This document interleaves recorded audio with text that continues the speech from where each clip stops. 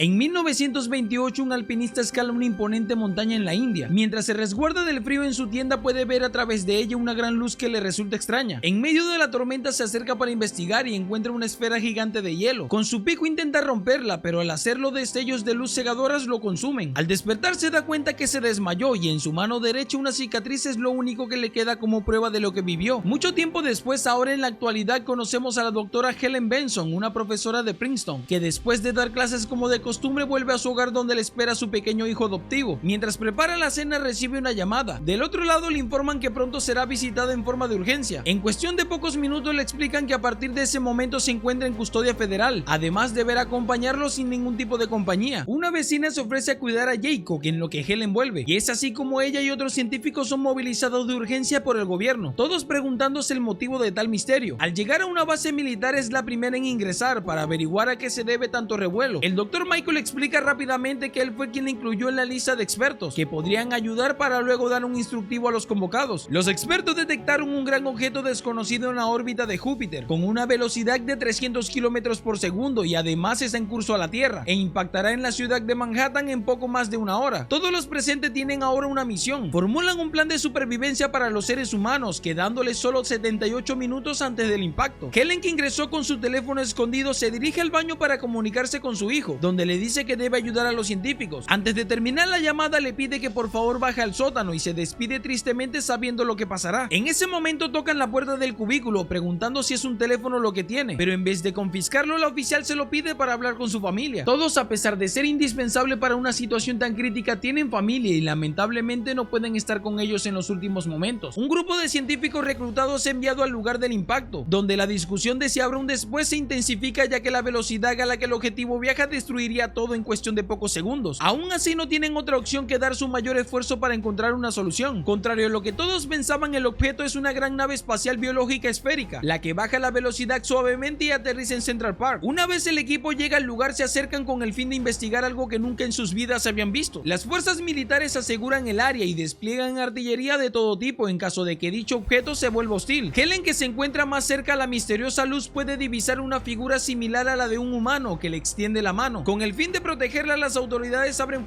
las desconocido ser. En ese momento, mientras la doctora lo sostiene en sus brazos, un robot gigante aparece para desactivar toda la artillería en el lugar. Luego emite un sonido ensordecedor y se acerca a Helen, lo que el ser malherido detiene. Ahora todos juntos intentan entender a este ser vivo, donde primero lo estabilizaron para poder sacar la bala de su cuerpo. Eso también le permite analizarlo de cerca. Su piel es similar a la de una ballena. Al igual que los seres humanos, también posee músculos, venas y huesos. Después de la intervención, la capa exterior que recubre al alienígena comienza a caerse hasta revelar un cuerpo humanoide. Por seguridad es colocado en una especie de incubadora. Helen se acerca y su presencia lo despierta e intenta calmarlo asegurando que no le hará daño. Alrededor del mundo esperas similares a la de la noche anterior llegaron a todas partes del planeta. Esto preocupa al gobierno, especialmente la incógnita de cómo hicieron para desaparecer el satélite que dirige los misiles militares. El verse desarmados ante los desconocidos los hacen preguntarse sobre las verdaderas intenciones de estos invasores. En el laboratorio donde analizan las muestras tomadas del alienígena, revelan que la capa exterior que lo recubre es una especie de traje espacial biológico, que además funciona como placenta, mientras que el tejido del cuerpo es humano. Helen plantea la posibilidad de ser producto de una muestra de ADN tomada hace mucho tiempo, la que por el momento es la teoría más coherente. La secretaria de defensa se acerca al invasor para obtener más información, pero para su sorpresa él ya se encuentra tomando agua y hablando como si fuera un humano. Ahora que es más sencilla la comunicación, le pregunta cuáles son sus intenciones o a quienes representan. Él se presenta como Klaatu, asegurando representar a un grupo de civilizaciones y que solo explicarán su propósito a los líderes